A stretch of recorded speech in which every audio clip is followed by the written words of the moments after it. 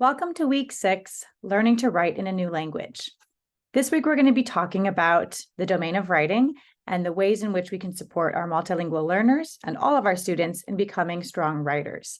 This is a topic that is especially important to me, as I've spent a lot of my career as an academic and as an educational researcher focusing on writing and how to support teachers in designing really effective and inclusive writing spaces for multilingual students.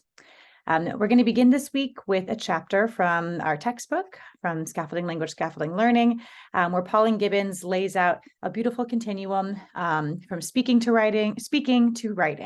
So she helps us think about how teachers can move students from engaging in experiments or engaging in different activities where there's a lot of really productive talk to writing about those experiences in ways that might be considered more academic.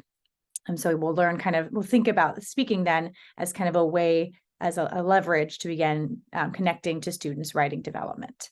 From there, we'll move to chapter 5, Learning to Write in a Second Language and Culture, which does a really nice job outlining some of the challenges with learning to write in a new language, as well as some of the opportunities. And there's a really wonderful framework called the Teaching and Learning Cycle that you're going to be learning about both through the chapter and then through the subsequent mini lecture videos that really does a nice job making writing more explicit for multilingual students.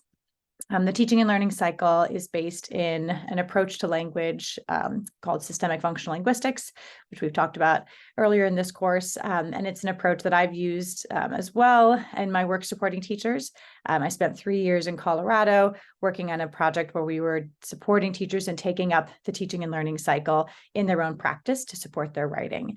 And I really believe in the approach. Some of the core tenets of it are that students should be given models of actual published texts to learn how to write in those ways. So if you're going to have students write a report, have them look at examples of informational texts, examples of reports, and deconstruct them together. If they're going to be writing a narrative or an argumentative text, have them look at mentor text examples and together kind of look at what makes a text that particular genre, the language features, the organizational structure, the purpose, etc.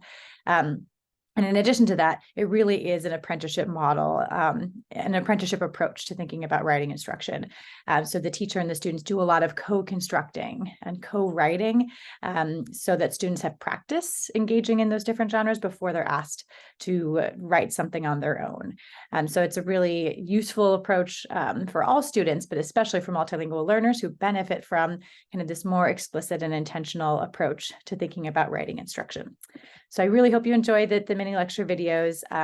I've compiled them from some of the work that I've done previously with teachers to give you an introduction into this way to think about writing instruction. So you'll look through those and watch those. At the very end of chapter 5, Pauline Gibbons introduces a holistic framework for assessing writing. So we're going to end our thinking about writing this week with assessment. And so what I'll have you do is you'll watch a brief mini lecture video where I talk about assessing writing from this holistic perspective and what that means. And then you're going to analyze a writing sample from a multilingual learner using Pauline Gibbons' holistic framework. So you can see that linked in the Brightspace page for this week. You can download the framework. And then I've also included 2 writing samples in case you're not working with multilingual learners, or if you prefer just to use a sample that I have here. There's a 3rd grade sample and a 9th grade sample. So please download one of those, or you can use your own student's writing sample to analyze it and see what insights you learn when you approach the student's writing using this holistic rubric.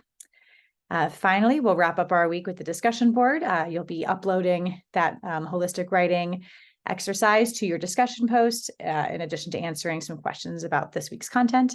And that will be your assignments for this week. A few reminders. Remember that the classroom talk analysis that you began last week is due this Sunday, so be sure to get that in. And then do remember to continue to work on your problem or advocacy paper and your professional development project.